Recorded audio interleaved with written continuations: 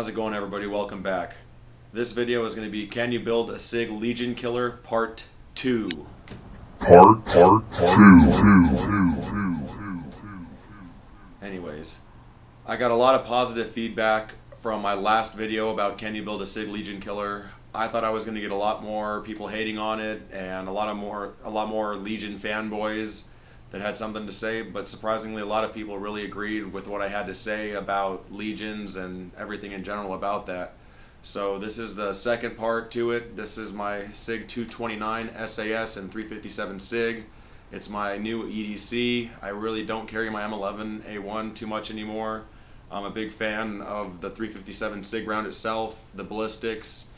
This thing's stupid accurate out. I've shot it to 100 yards and still hit steel, so that's why I carry this.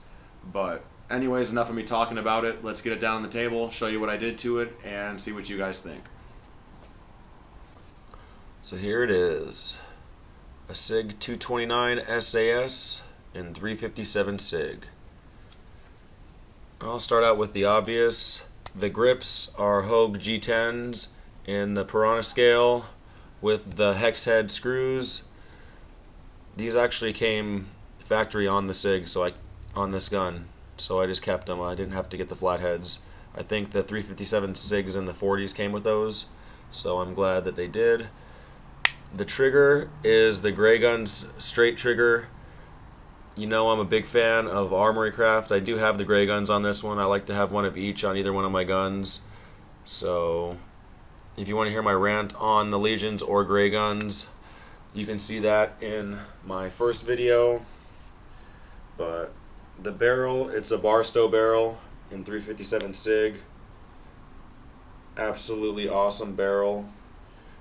Heads up on that, they do say that it's a semi-fit barrel. I didn't have to do any fitting to it, it just locked up super tight, so I didn't have to worry about that. I do have a tungsten guide rod in here, so it makes the front end a little bit heavier. I guess I never had a problem with it before without it, but it does make it a little bit heavier. So if you're into something, you don't like something heavy that you're carrying, I wouldn't recommend it. That does not bother me though. So next I'll zoom in on these sights and you can see what they look like. They're the True Glow TFX sights. They're fiber optic and tritium. It's both. There's tritium on the end of the fiber optic so it lights up at night. And I'll zoom out real quick and give you a close-up of that.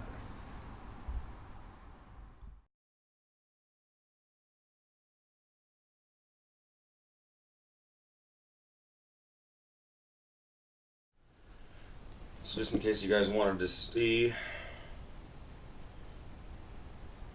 that's the Barstow barrel.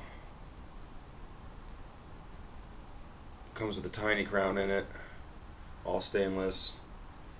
Locks up solid. I think they polished the feed ramp a little bit, but I haven't touched it. And this is the guide rod, the tungsten guide rod from American National Firearms. I'll put the weight on the screen right now. I forget what it is, but it's hefty. And then the last thing, I did do a trigger job on this and put some wolf springs in. Again, I forget the weight. It's whatever I put in the M11A1. I'll put that on the screen right now.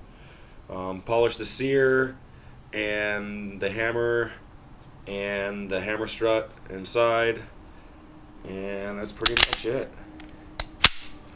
Stupid nice trigger. The SRT on Sigs are amazing. Double action, smooth as glass. So that's it. I don't want to take up too much of your time. Thanks for joining me again tonight. And don't forget, the same message as always. If you're looking for a new pet, please adopt. Have a good night, everybody, and we'll see you soon.